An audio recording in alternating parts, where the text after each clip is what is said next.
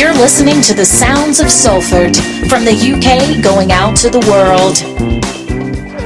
Oh, that's the fifth tackle. And Tompkins. Dobson now. Dobson flings the pass. Griffin out the side door, and Evans is in. Niall Evans gets the try. It's right in the corner. 2 minutes to go.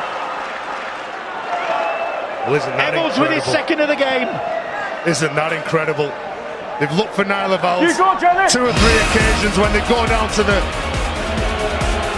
left edge, and Griffin does a tremendous job there. That's probably the only defensive error that Mins has made in this game, when he shows the outside to that man. And when Niall Evans gets this ball, he's going to score it. Look at that, perfect play. He's been forced into that defensive misread as well. Missed conversion by O'Brien, so there's still a 4-point ball game. Was he take a look back at that try? Last tackle play, the big booming ball from Dobson from right to left. And then it was Josh Griffin, the stop and the go. And Thomas Mins forced inwards, forced in because of the movements of Griffin. Lovely little sort of pass. And then Evolds crossing in the corner. Penny for his thoughts. What's this set 6 going to be like? Every minute matters. That was the mantra. They wanted jeopardy. Well, this minute matters. It's the final minute of the £1 million game, and there's just 4 points in it between Hull Kingston Rovers and the Salford Red Devils. Rovers supporters imploring their side to hold out. The Salford fans up the other end of the field, willing them towards them. They're looking for this flank again. They're looking for Evolds. They're looking for Evolds. They've got Josh Griffin. Griffin has got Evolds.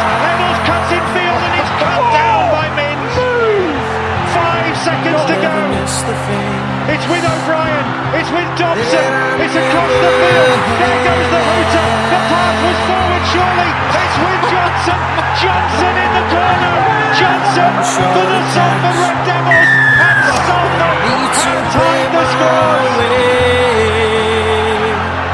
Can you believe this, Bill?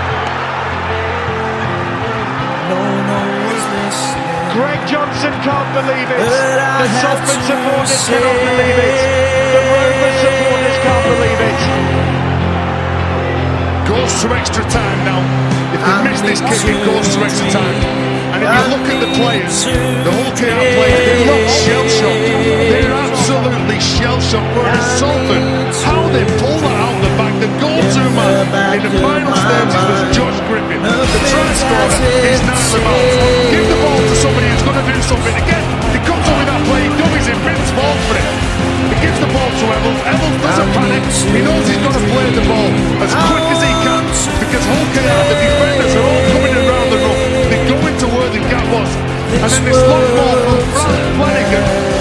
It's a good pass, and that's a great finish, Welty. I've lost my words. To see the reaction of the Salford fans who charged the field as Johnson got his ball down. I think you look at the last 3 or 4 minutes, and you look at the contribution of Josh Griffin, who will have pleased that man no end. What pressure on Gareth O'Brien. This to keep Salford in Super League and consign Hull Kingston Rovers to the Championship, and O'Brien misses. The hooter sounds. 18 points apiece, and it's golden points extra time as the coin toss to decide who'll play which way in this golden point extra time. And they will turn around and think, now then, Gareth O'Brien lining up this conversion, and there you can see the bottle thrown onto the pitch. The Salford players unhappy about that. Isn't that nice to see? I think all smiles, but I'm not sure. Maybe the smiles betray one too. We're really thinking behind those glasses. I remember the first game last week for Hull KR against Huddersfield, the drop goal decided it. That man Terry can't easy. Hull KR will put absolutely everything into this set of 6 defensively, trying to come up with a shot, trying to make that error, trying to make Salford play, but they've made the mistake. Who will it be? Michael Dobson, will he return to haunt his former club? He's kicked plenty of drop goals in his career. Terry Campese hit the post here last week. Every second, every decision so important. Salford won the toss and chose to receive possession well taken. And I think that answers your question about where the momentum lies, or who feels like they have the momentum. Get the ball in the hands, they've got first shot. First, Dobson was looking for somebody there, and there was nobody on his shoulder, so he took the tackle. Rovers will be looking to keep Salford this end of the field. Don't let them within range. Robert Louis, Ben Murdoch-Masilla, Peacock. Josh Griffin is not on that left edge. Cannot believe that Jamie Peacock is out there in this scenario. Well, it's net score wins, whether that's a penalty try or a drop goal. We've gone for it. O'Brien has gone for it. And he's got it. O'Brien has saved Salford. Wow. From almost on the halfway line. Gareth O'Brien has left Kingston Rovers hopes in tatters with a monster drop goal. Salford are safe. Hull Kingston Rovers are destined for the championship. The Old Nag's Head in Earlham sponsors the morning show on The Sounds of Salford. Hi, good morning and welcome to Straight from the Fans' Mouth, live from Studio 1 this morning. How are you, pal? Who are you with? I'm with Dennis Robbins. Right. Hello, Mr. Really. That's the one. How are you, pal? Mixed emotions at the minute, mate. Mixed feelings regarding obviously the rugby. Yeah. The performance against Lee was absolutely unacceptable. It was, mate. It was. Don't know where he was. Don't know what happened. We're at the races. Mind on other matters. Well, I'm hoping, Simon, it's mind on other matters, because at the end of the day, we can't keep making excuses. And Ian Watson can't keep coming out saying, we'll learn from it. Can't keep doing it. No. How many times have we got to learn? Exactly, you know, mate. 1 win in 7 is not acceptable for the fans. I expect to get beat off Castleford 25-0. Yeah. I don't expect to get beat off the bottom of the league 25-0. And not to score a point past the bottom of the league is not good enough. Simple as. And people can turn around and a bit, we're saving ourselves. That cotton bullshit don't wash with me, mate. Yeah. Doesn't wash with me whatsoever. You take each game as it comes, in my eyes. You do. Yeah, the semi-final look after itself. If you get injured, you get injured. If you get banned, you get banned. That's part of life. Yeah. But to go into another game thinking things like that is not acceptable on my accounts. If you're going to do that, let me know and I'll save me money. Exactly, yeah. Do you know what I mean? So, at the end a lot of fans paid a lot of hard-earned cash to go there. Yeah, people taking half days off work and everything, you know what I mean? Just to go and watch the team and that. I mean, I don't expect to win every game, Simon, but I expect to compete. Yes. And we never competed. There was no commitment, was there? No. They got done again on the halves, didn't they? There was alright in the middles, but we're missing halves. We are missing Flash, we are missing Copper, we are missing the big boys. Yeah. But if you've got a chance to play and prove to Wattle that you want a shirt for this semi-final, then this is your opportunity. Get in there, go mad, you take it while you can, can't you? I mean, look, I've sat down and I thought to myself, maybe I'm being a bit too critical and a bit too hard with the team, right? But what you've seen this season was class rugby to shite. Yeah. In a season. We've gone from world beaters to getting nilled off the bottom of the table. And what do you think? Have we gone too far? Have we? You know what I mean? Have people peaked? Sussed us have out? we peaked? Have they sussed us out? Have they done? And it's one of them. And you look at your team and you think you need better. You need better. Me personally, I hope to God that they can turn it round this Sunday, come in and prove to people that we're not that team what people think we are. But I said to you last week's show, look around us at the teams who beat us, the teams who are around us who have beat us. Yeah.